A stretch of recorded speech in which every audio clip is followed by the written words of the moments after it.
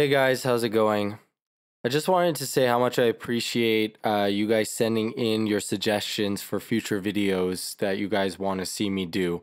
I just want to encourage you guys to keep on sending those out because I really find them very helpful for me to know what you guys want to hear and what is going to be beneficial for you guys. Because this is really not for me, it's more for you. So, um, that really makes me happy, and I really hope you guys keep on doing it. Um, so for this lesson, what I wanted to focus on is, and what the title is going to be, is untraining the voice. Now it sounds kind of weird, and this is kind of what a lot of beginners don't really understand, is that learning how to sing is less about learning a new skill and more about relearning how to approach your voice. So, for example, where am I basing this off of?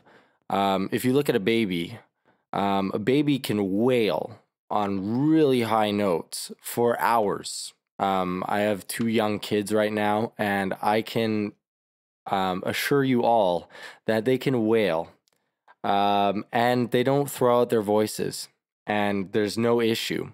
Now, is that singing?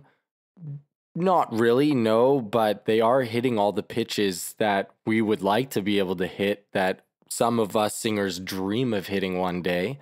And they're doing it without tension and with a lot of power, with a lot of power. And then as we grow up, we kind of lose that ability, and all of a sudden, hitting higher notes, whether it be in singing or just saying, well, hit this note, becomes so much more difficult. So, why is that? Number one, the main thing is that we develop muscles around the neck and around the larynx that are underdeveloped in babies.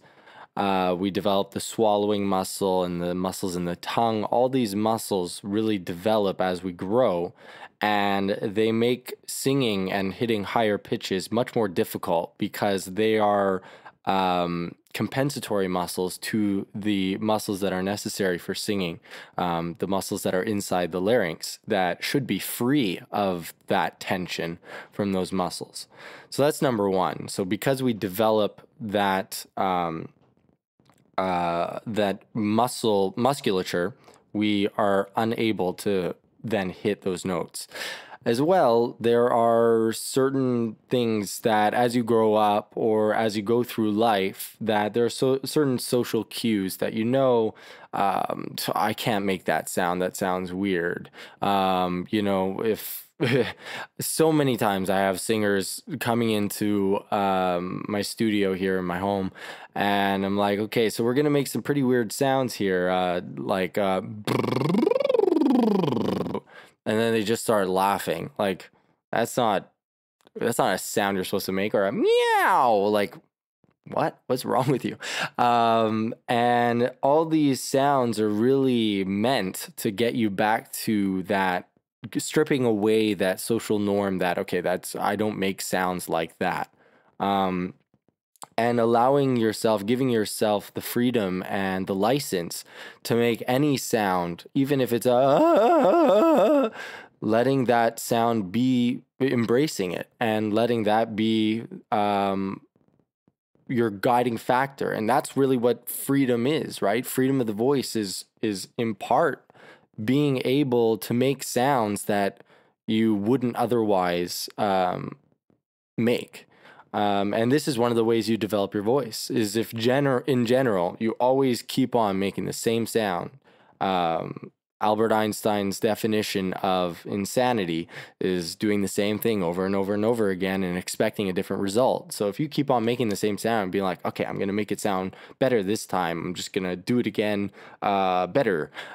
It's not, you have to abandon that approach and approach it differently. And so that's why I really like to call learning to sing untraining the voice, because you're really untraining those muscles that were jumping in, and undoing those bad habits.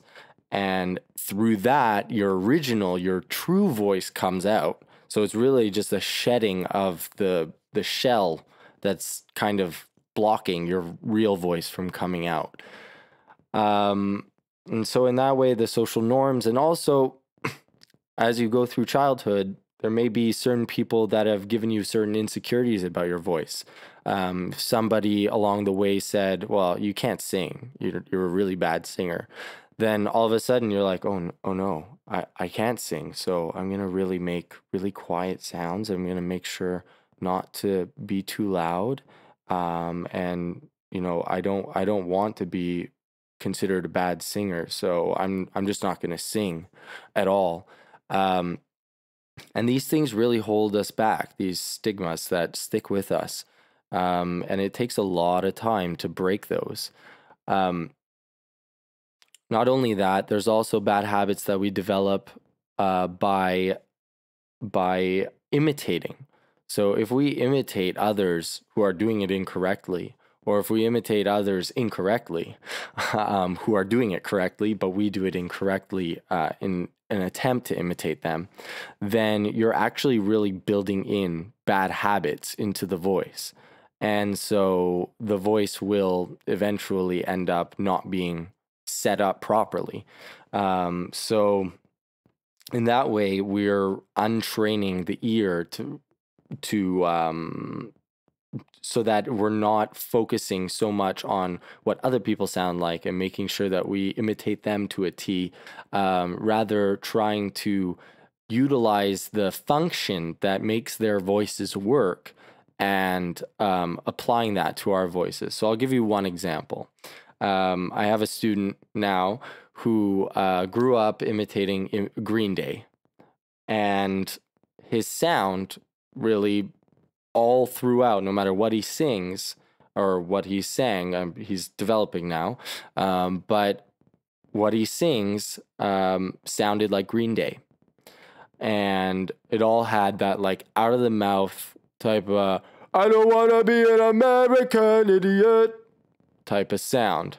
Now, that's not beneficial if you want to be able to hit higher notes, because you're just going to be pulling chest right up into your higher ranges, and you're not going to get the split of resonance that's necessary for a mix to happen. So we were discussing this, and that's just one good example of how we can sometimes approach the voice incorrectly by imitating others who are doing it incorrectly. So that's about it. In terms of this stuff, I just want to make it clear that you should give yourself license to make any sound, and don't be afraid to sound weird to your own ear.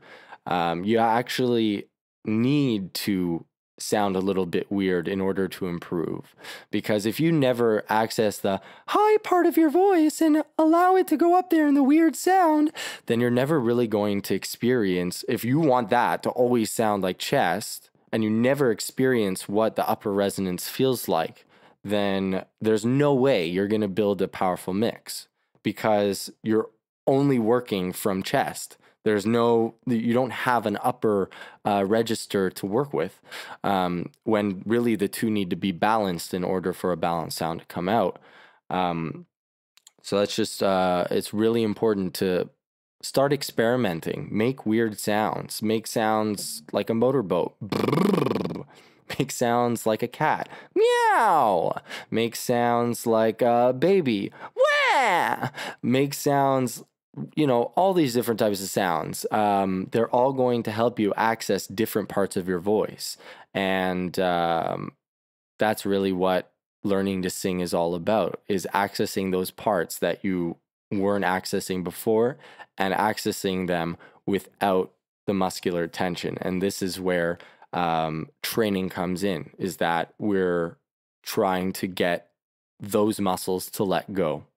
And it's important to, start training as soon as you can, and do it in equal parts of singing songs, because you're not just going to get better by singing songs over and over and over again, because the same bad habits will come out. So singing songs and also training, because if you just train, then you're never actually going to learn the necessary components of singing a song. Legato phrasing, making sure that everything's coming out smooth, and things like that. So those two, I believe, need to be in balance. That's my opinion. Other coaches definitely argue with me on that, and that's fine. But that's the way, in that small section, I like to approach voice training, is that you do it in both equal parts, singing and training.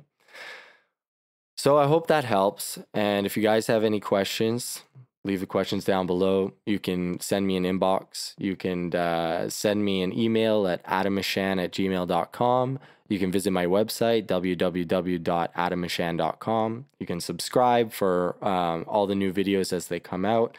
And hope you guys have a great day. And I'll talk to you guys later.